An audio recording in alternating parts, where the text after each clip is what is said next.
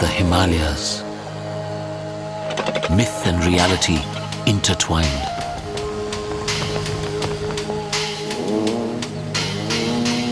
Over 1,000 years ago, Buddhism enveloped these mountains and reached into every corner of people's lives. The rigors of the climate bound people and animals together in a fragile and delicate interdependence.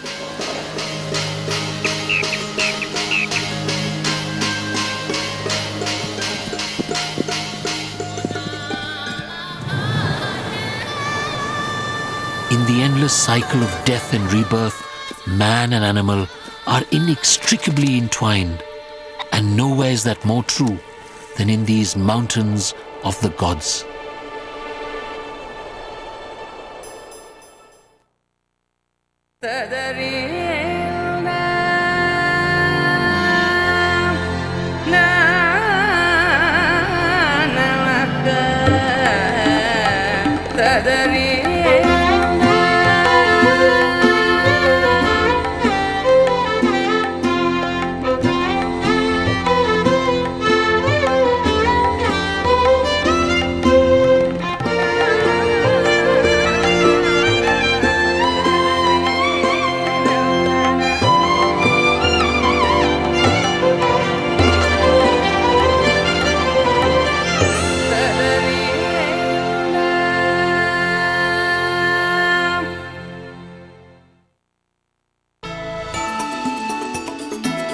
Major funding for nature is provided by the Park Foundation, dedicated to education and quality television. Major corporate support is made possible by Canon in our dedication to the preservation of nature and its never-ending beauty. In photographs, you can capture the wild and leave it as you found it. By Ford Motor Company, we turned large areas of this plant complex outside Mexico City into a natural refuge for waterfowl, amphibians, and desert flora. Ford Motor Company, better ideas driven by you. And by TIAA CREF, meeting your personal investing needs with mutual funds, tuition savings plans, investments for retirement, insurance, and more. TIAA CREF, ensuring the future for those who shape it. And by annual financial support from viewers like you.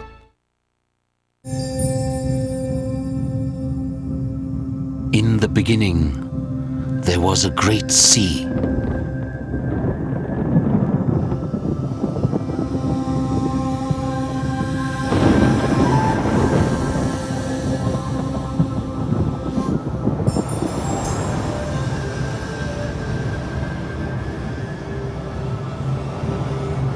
Legend tells that the god Vishnu swallowed up the sea and so released Mother Earth. But as Vishnu slept, a demon leapt upon the earth and ravished her with such force that her limbs were thrown up into the sky. And so were born the Himalayas.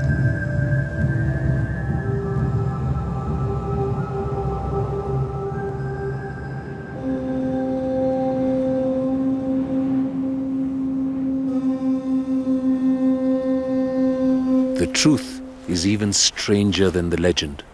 A few million years ago, the rocks around me were a part of the bed of an ancient sea. India was then an island, and it drifted north and crashed into Asia's shore with such force that the collision crumpled the earth's crust and thrust up this great range of mountains.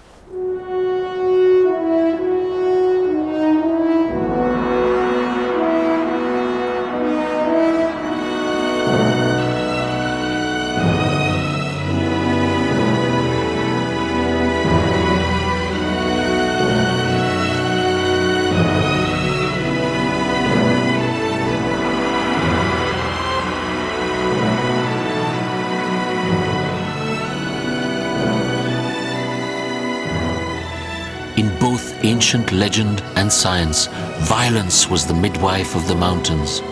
But whatever their origins, the Himalayas today form a huge frozen wall stretching right across the northern borders of the subcontinent. Beyond that great barrier lies the high, cold desert of Ladakh.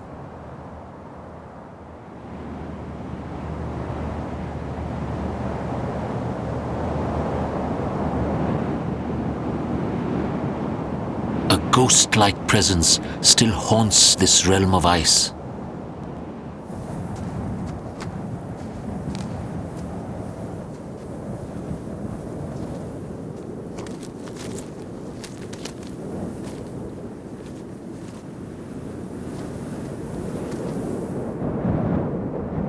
Rare, elusive, shadowy, the snow leopard still has a few strongholds amid the high peaks. One of them is here, in Ladakh.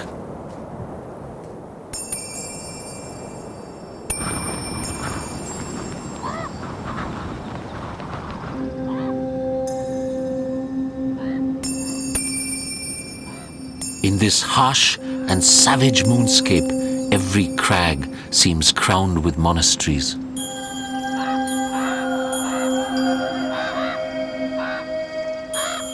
Over 1,000 years ago, Buddhism enveloped these mountains and reached into every corner of people's lives.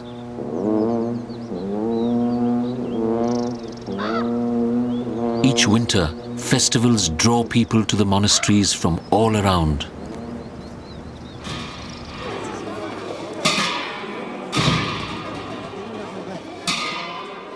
As Buddhism spread across Ladakh and the plains of the high Tibetan plateau, it embraced elements of far more ancient beliefs.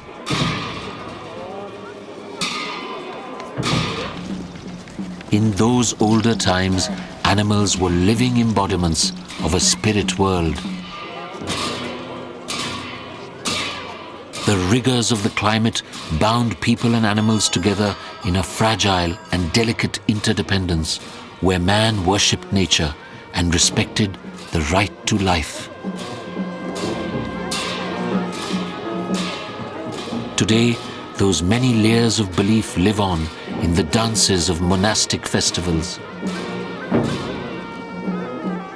These are perhaps the equivalent of medieval mystery plays. History, legend and belief handed down across the generations.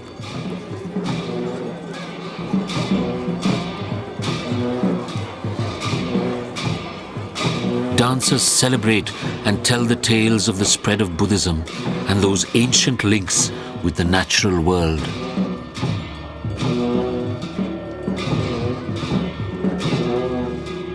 Deer, snow lion and bull, myth and reality intertwined.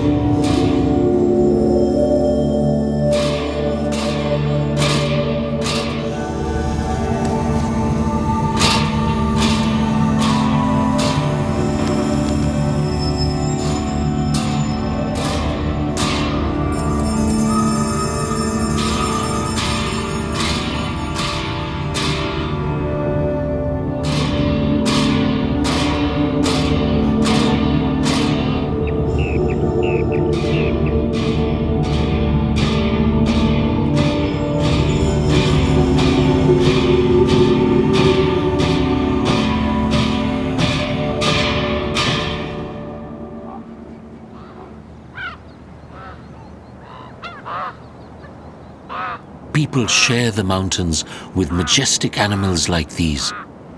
Himalayan ibex. Ibex are sure-footed on the steepest of icy slopes. Their agility is essential to their survival.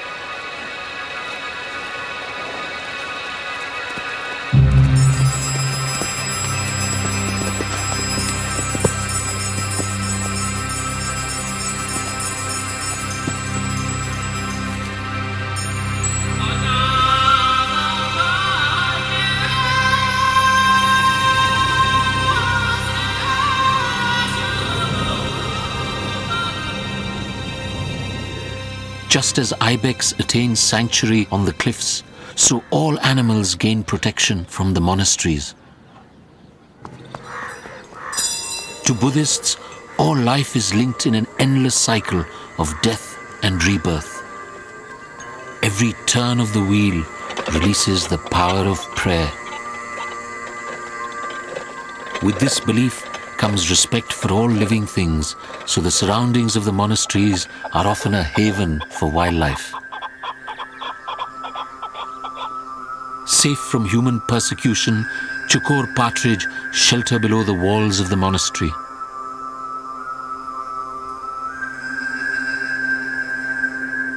From the monasteries, the word reaches far into the mountains.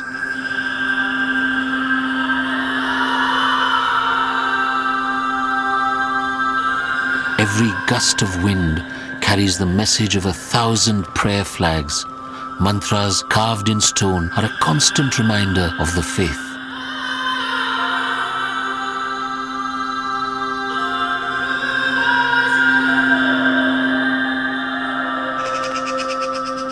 In the high mountain villages of Ladakh, animals are vital to survival. In each home, there's a small herd of sheep and goats. Each morning, they are let out with the rest of the village stock. People take it in turn to drive this larger flock out to graze. The youngest and most vulnerable animals are kept at home.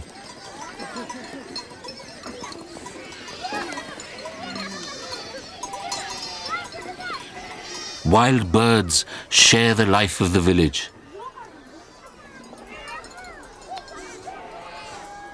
People use the flat roofs of their houses to store firewood and fodder. Food and shelter for small birds like these robin accentors. And red-billed choughs. All are a constant reminder of the oneness of life. Ladakh's winters are frozen and relentless. There's not much snow, but temperatures can plummet to -30 or below. As the sparse grazing near the village is exhausted, sheep and goats are taken deeper into the heart of the mountains.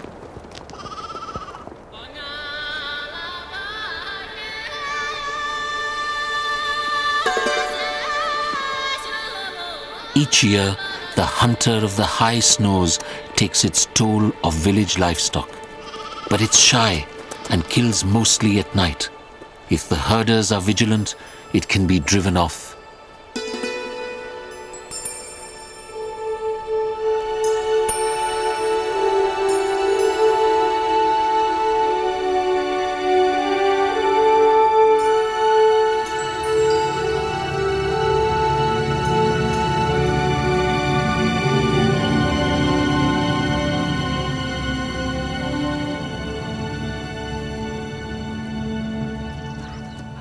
Over much of the Himalayas, the snow leopard's natural prey are animals like bharal or blue sheep.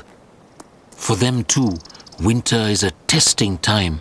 The scattered greenery of summer has long gone, and they must dig in the scree for the roots of herbs and grasses.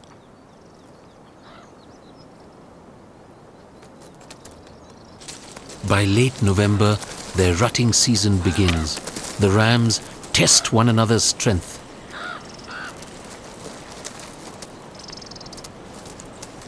Most will have spent the summer alone or in bachelor herds, but now it's a time of courtship, and the more dominant males join the female groups. Rams follow females in heat, sampling their scent constantly.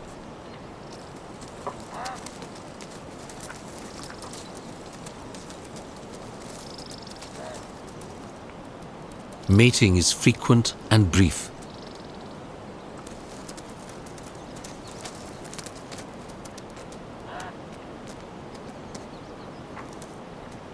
But not everyone is busy mating.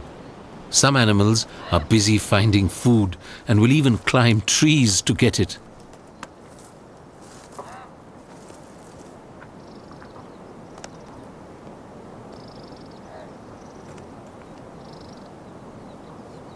Far to the west of Ladakh, on Pakistan's border with Afghanistan, we find the magnificent Markhor. December is the time of the rut.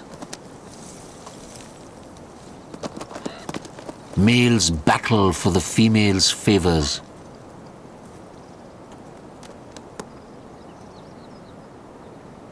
With his tongue, he tastes the female's scent.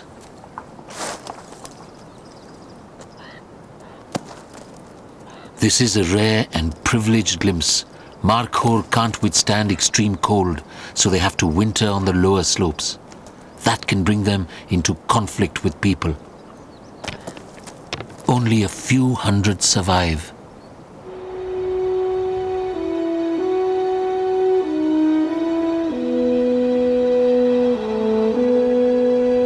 High in the mountains, rivers seem locked in ice, but below the surface, water still flows. Warm springs ensure that this stream never freezes solid.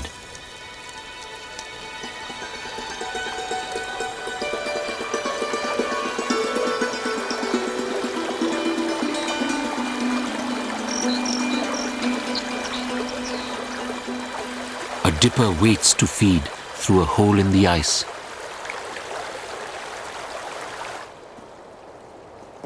The promise of water lures blue sheep down from the cliffs.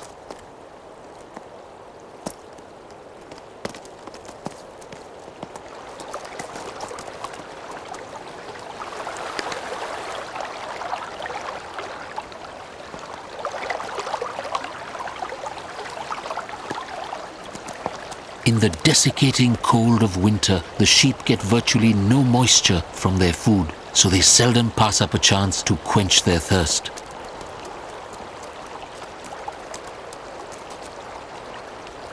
But the river is a dangerous place.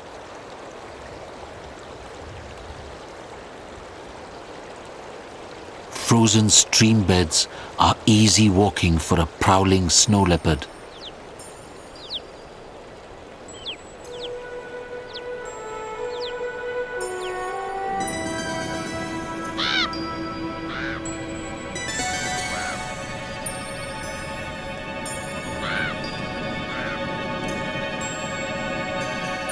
The remnants of a blue sheep.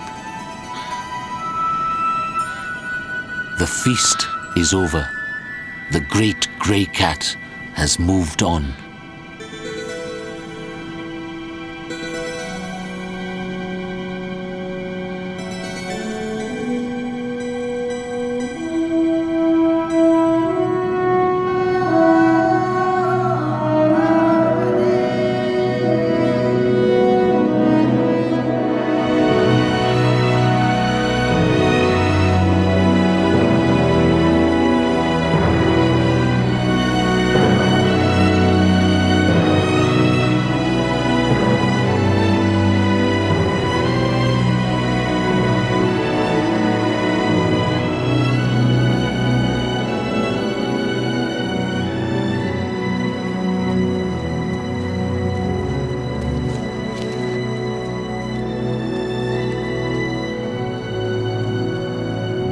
Winter lingers long in the mountains, but by May, the snow is beginning to melt.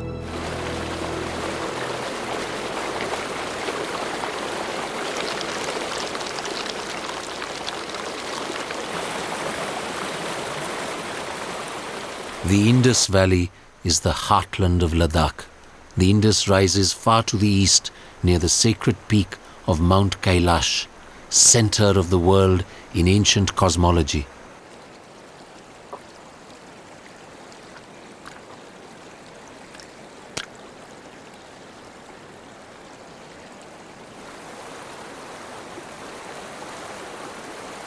Even in the heart of winter, the fast-moving water never freezes over, so there's always open water for fish-eating birds like the merganser. The banks are lined with tall reeds and thickets of buckthorn. Buckthorn berries survive the winter, food for birds like redstarts and finches. Snowmelt waters a fleeting flush of green. This is when the blue sheep drop their lambs. The fresh grass will be vital nourishment for the few weeks that it lasts.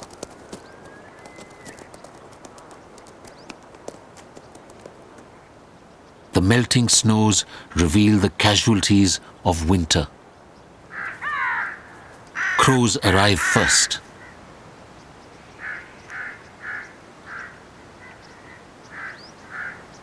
A Himalayan griffin chooses its moment carefully.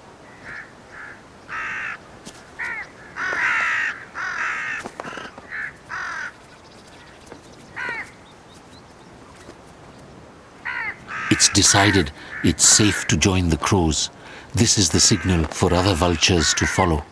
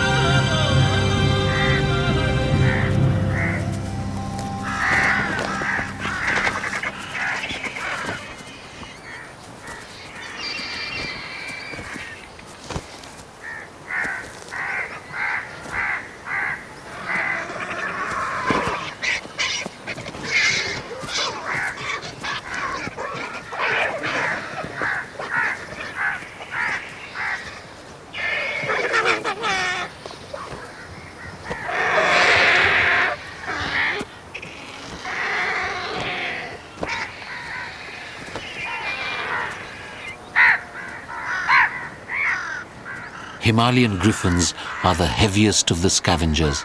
They dominate the carcass.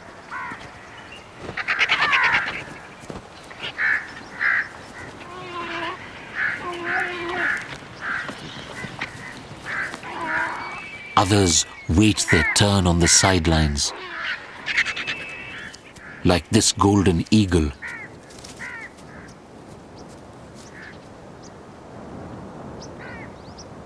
And a king vulture.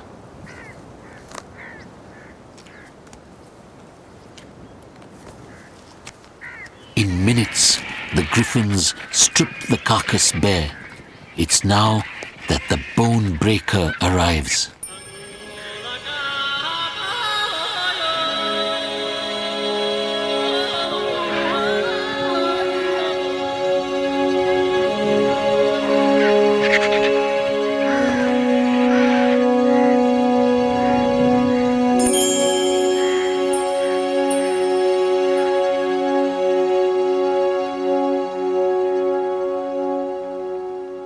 The lamagir, they're also called bearded vultures. These are young birds. It will take them 3 years to assume adult plumage.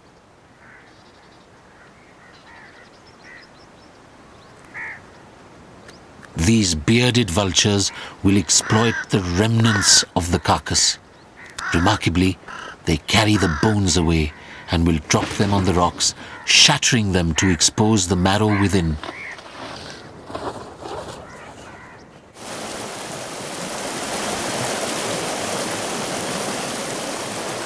Just as the melting snow reveals food for the scavengers and waters grass for the blue sheep, so it's the lifeblood of the villages below. The fields are transformed by the alchemy of water.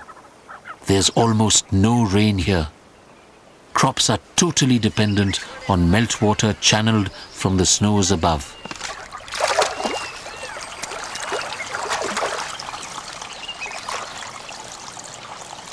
Elaborate rules ensure that each field gets its fair share of water. These ancient techniques of water harvesting make the desert green.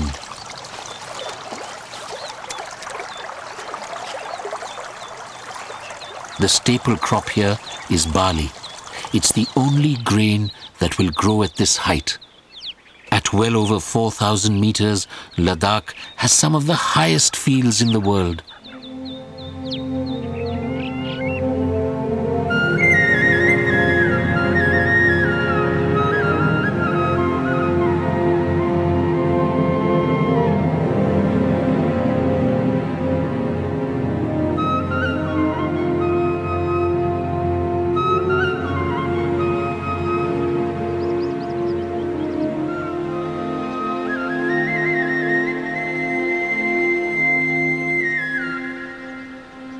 West of Ladakh lies the high plateau of the Deosai Plains.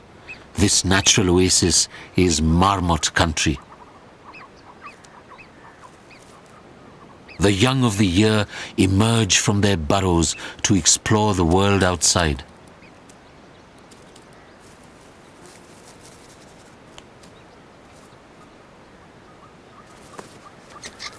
This wrestling match will be good practice for adult life.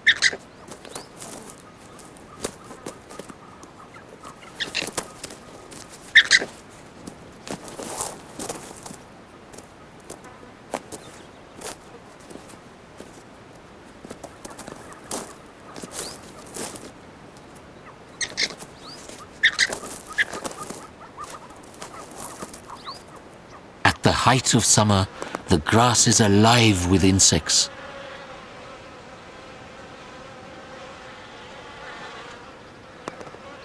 For everything that lives here, this is a time to breed, feed and fatten.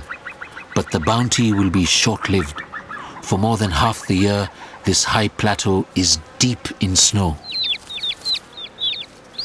Yellow-headed wagtails come here to take advantage of the brief profusion of insects. But it's a race against time. They must fledge their young before the snows return.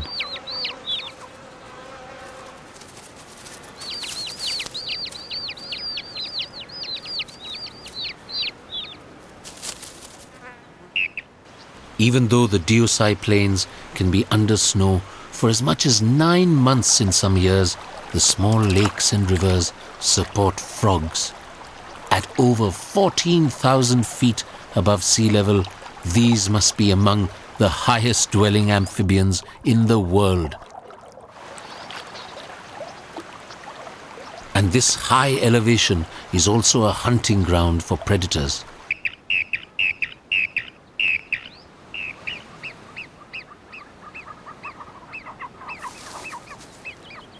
Marmots have many natural enemies. Not just snow leopards and birds of prey, but even bears. They can dig marmots from their burrows.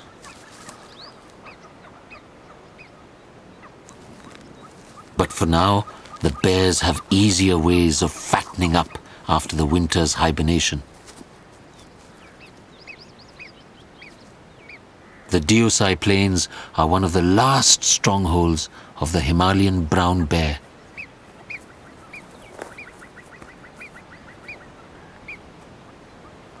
This mother bear is wary of a male foraging nearby.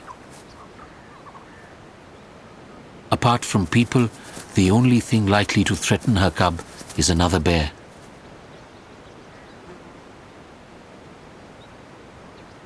Ladakh may be a desert, but it has a few scattered lakes and marshes. Bar-headed geese overwinter on the wetlands of the Ganges floodplain. Each spring, they make an incredible journey right across the Himalayas to reach their breeding grounds.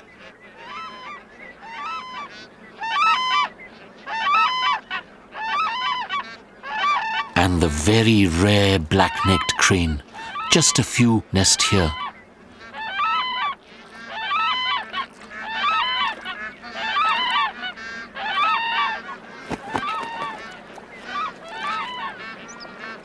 These shallow lakes warm quickly, yielding plenty of insects for newly hatched goslings. They must grow fast to escape the chill of the winter to come.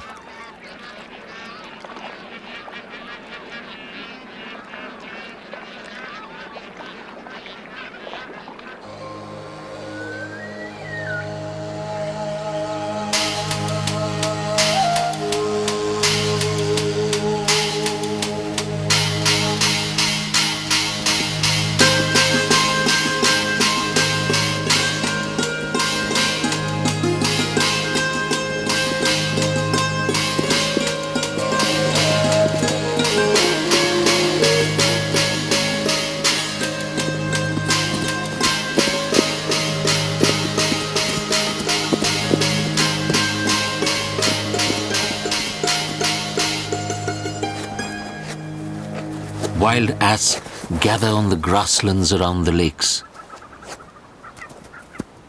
By August, the mares have dropped their foals, and almost at once they come on heat. Stallions taste the air, and the hills echo to the thundering hooves of ardent chases.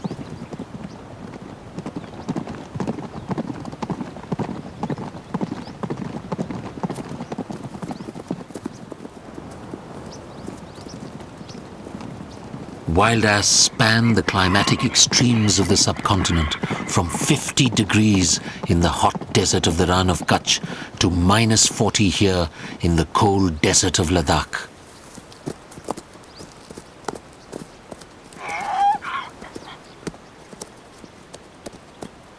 A stallion can be given the runaround all day.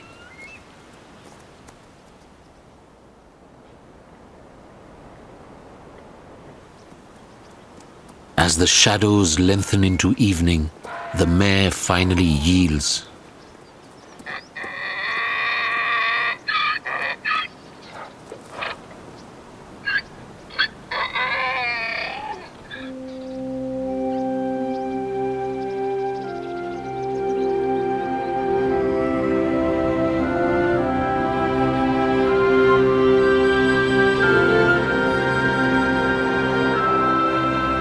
Ladakh lies in the rain shadow, north of the Great Himalayan Divide.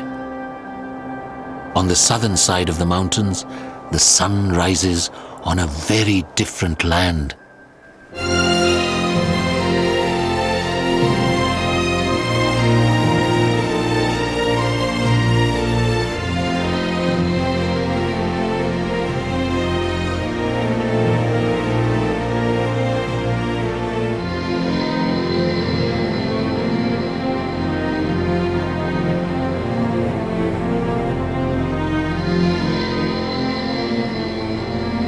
In the shadow of the sacred peak of Shivling, a sadhu meditates by the source of the holy river Ganges.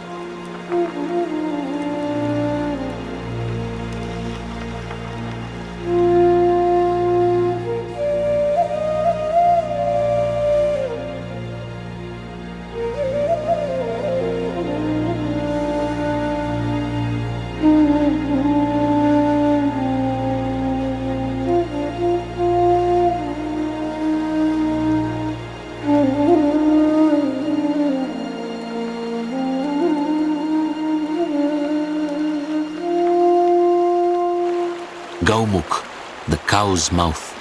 From the snout of the Gangotri glacier, India's most sacred river starts its long journey to the sea. For Hindus, the Ganges' icy beginnings are among the holiest places in the Himalayas. These sacred waters cleanse the soul and wash away the sins.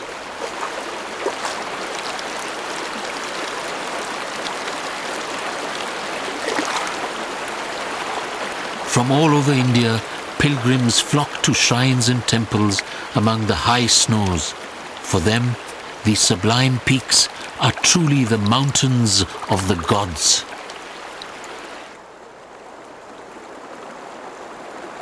Up here, where the river is young, its banks are cold, stony and austere. But as it cascades down towards the foothills, it enters a world vibrant with life and color.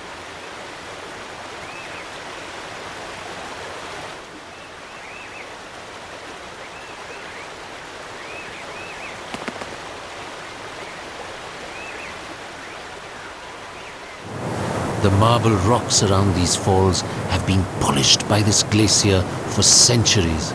It once reached many miles further down the valley than it does today. The Ganges is an ancient river, carving an ever-deepening gorge through the foothills. The surrounding mountains are thickly forested. What makes this area so different from the dry lands beyond the snows?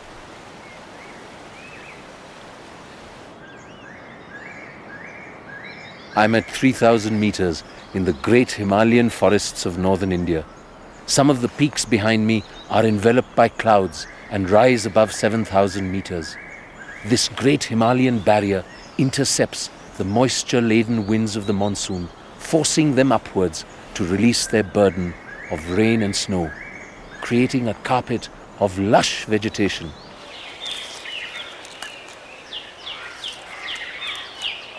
Grey langurs feast on the young shoots of Indian horse chestnut.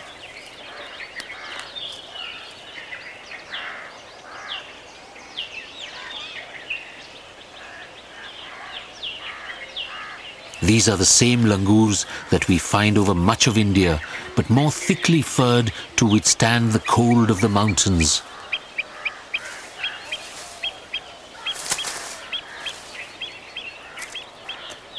In winter, these forests are deep in snow, but in spring they burst into a new growth, a banquet of opportunity for leaf eaters like langurs.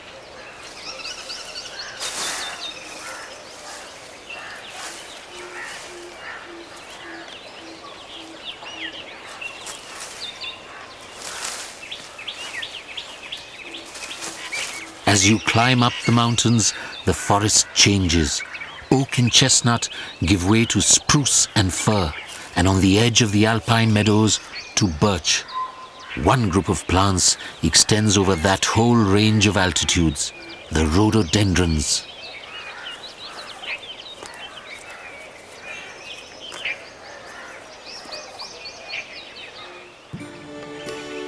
In the forest, there are massive trees.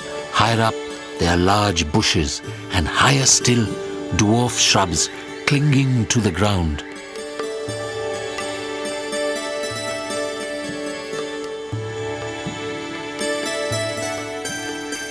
From March through into May, a rainbow wave of colors sweep up the mountains.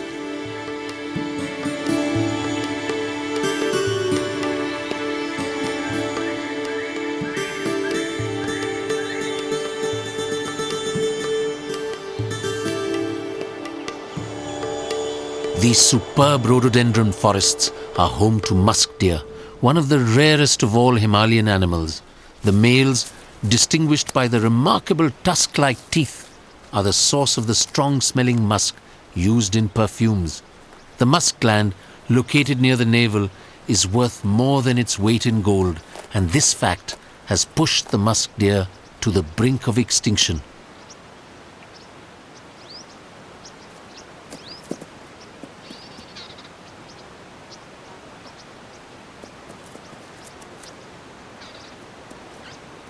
The musk deer feed on lichen, moss, ferns and leaves. They communicate through scent marking. In fact, the scent of the male musk influences the estrus cycle in females.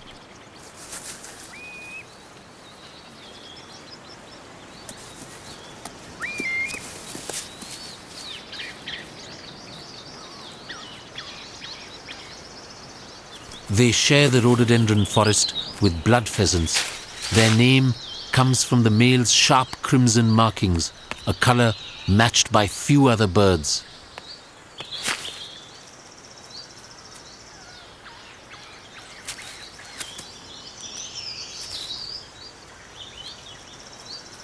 Where the forest gives way to alpine meadow, a yellow-throated marten rubs shoulders with Himalayan tar.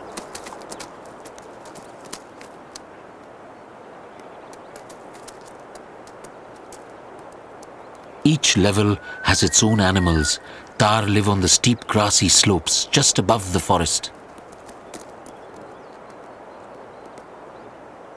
Birds can bridge these different worlds, soaring at will from cliff to meadow to forest.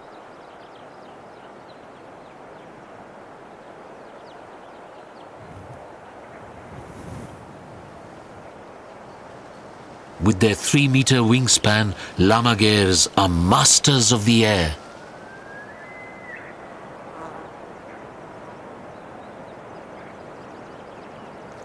They nest early in the year, taking advantage of the casualties of winter.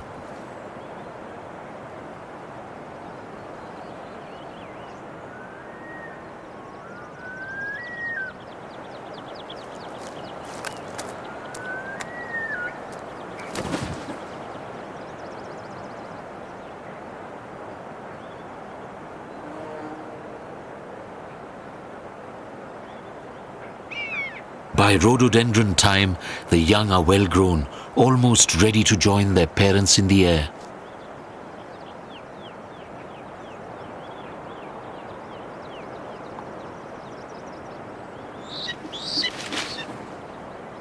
Lammergeiers nest right across the Himalayas wherever there is carrion to scavenge.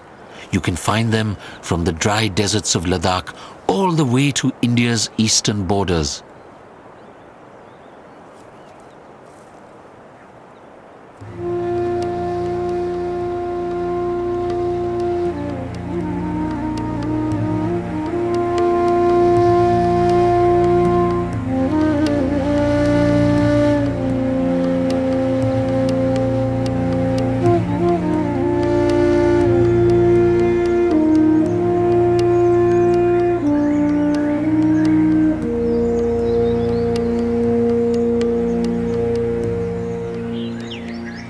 In the forested foothills of Bhutan, there's a very special monkey, the golden langur.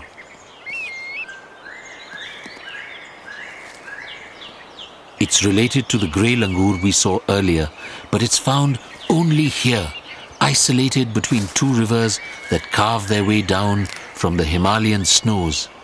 It became known to science only in 1953. From Bhutan, we soar with the lammergeier to the furthest end of the mountains. I'm taking you to a hidden world that very few have seen.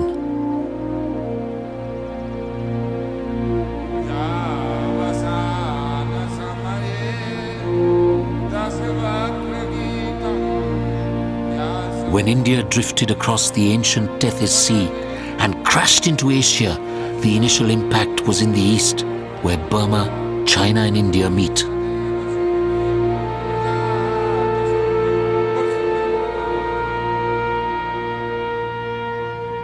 This is where the mountains were born. Arunachal Pradesh, the land of the rising sun.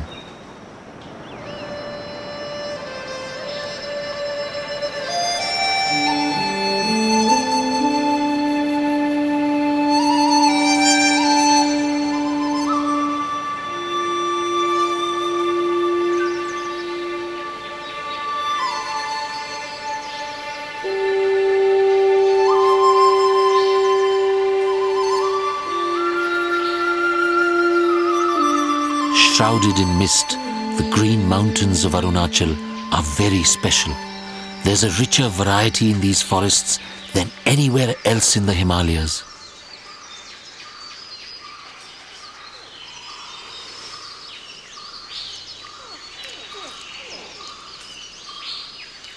The Great Collision created an oriental connection. This is the gateway through which plants and animals passed. Some spread far across the subcontinent, others got little further than this, and their descendants are still here today.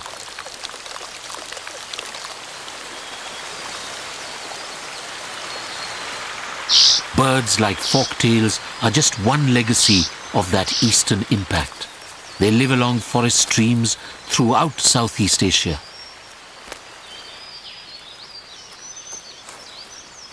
This land crab could be another eastern colonist, an unlikely creature to find in a Himalayan forest.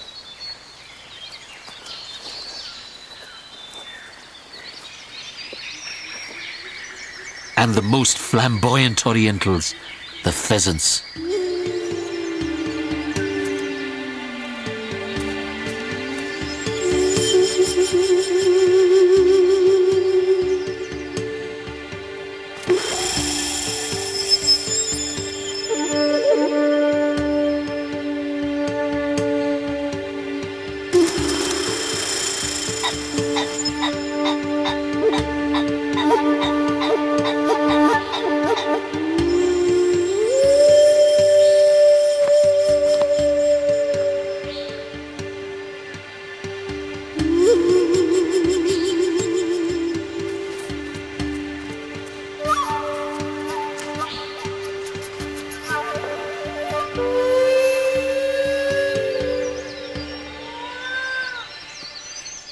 The red panda.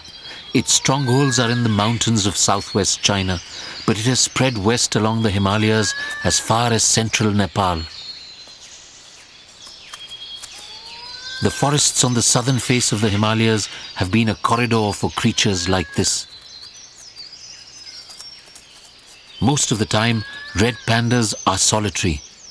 As they move through the forest, they mark their trails with scent from a gland in their posterior. This marks out their territory, and perhaps it helps them find one another in the mating season. They spend most of their time in the trees. They live in dense forests from 1,500 meters upwards, and they're mainly nocturnal. We are lucky to see one during the day.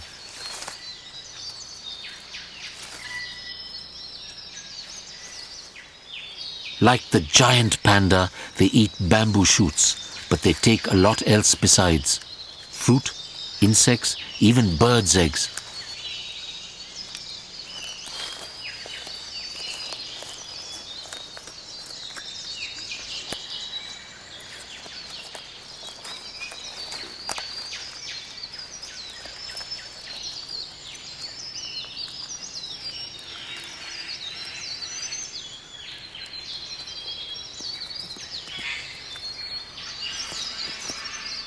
Rufous-necked hornbills and Malayan giant squirrels are eastern immigrants too.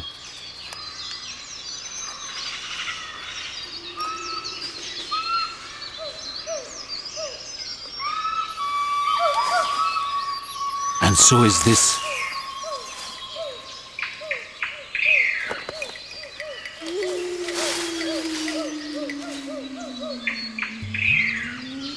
The Hulock gibbon is India's only ape.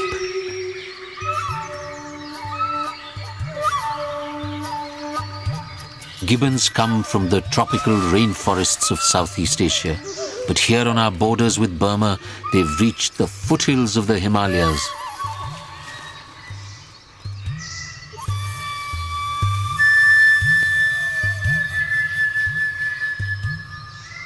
The females are brown, the males black. They live in family parties, a pair of adults with up to 3 young of different ages. From snow leopards to gibbons, what an amazing contrast. We started our journey in a high, frozen wasteland, and here we are virtually in a tropical rainforest. And yet, we are still in the Himalayas. The mountains of Arunachal Pradesh receive the full force of the monsoon.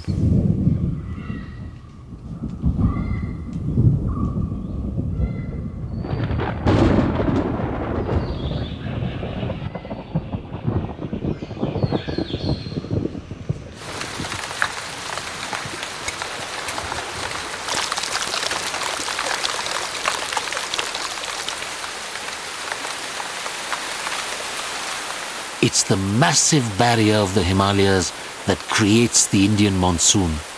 Here, 10 meters of rain can fall in just a few months.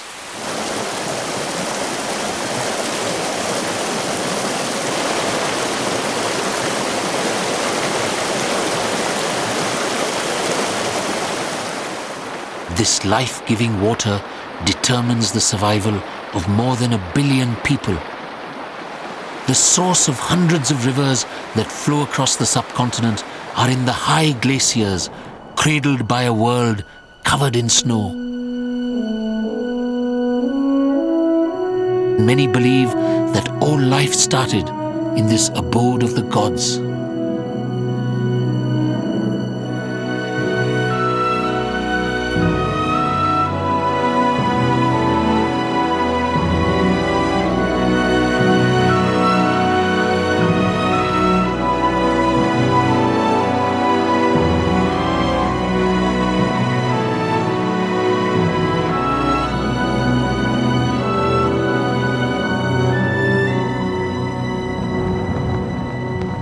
Our journey has taken us over 2,500 kilometers, from one end of the Himalayas to the other. But I still have one final visit to make. I'm looking for a tiger.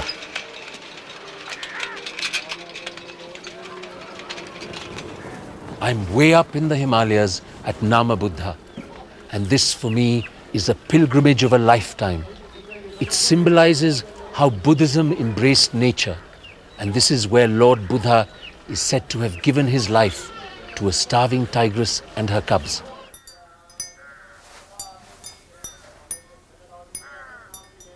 Here in a shrine in the mountains of Nepal, a carved stone of great antiquity shows how the Buddha pierced his hand and gave his own blood so that the tigress and her cubs could live. That so much else survives owes much to the pervading influence of religious belief.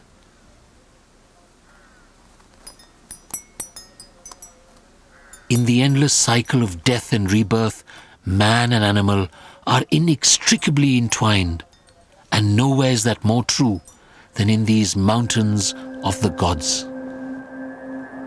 This is the land of a phantom, the phantom of the snows. For some, it's a bridge between heaven and earth, a symbol of freedom. Up here, there is a deep silence, empty of all but the wind. Another world beyond the reach of man.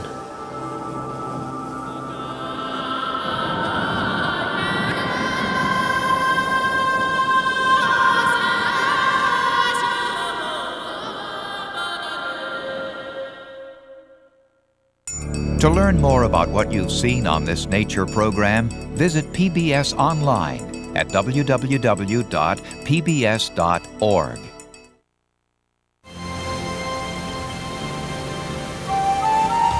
In the next program, I'll be taking you to the lush monsoon forests of the Indian subcontinent, to the high hills of the Western Ghats, to India's northeast, and to Sri Lanka.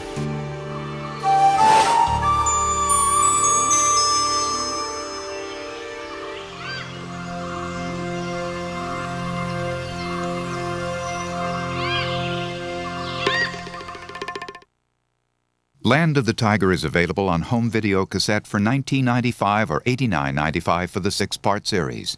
To order, call 1-800-336-1917 or write to the address on your screen. Please specify episode title. Major funding for nature is provided by the Park Foundation, dedicated to education and quality television.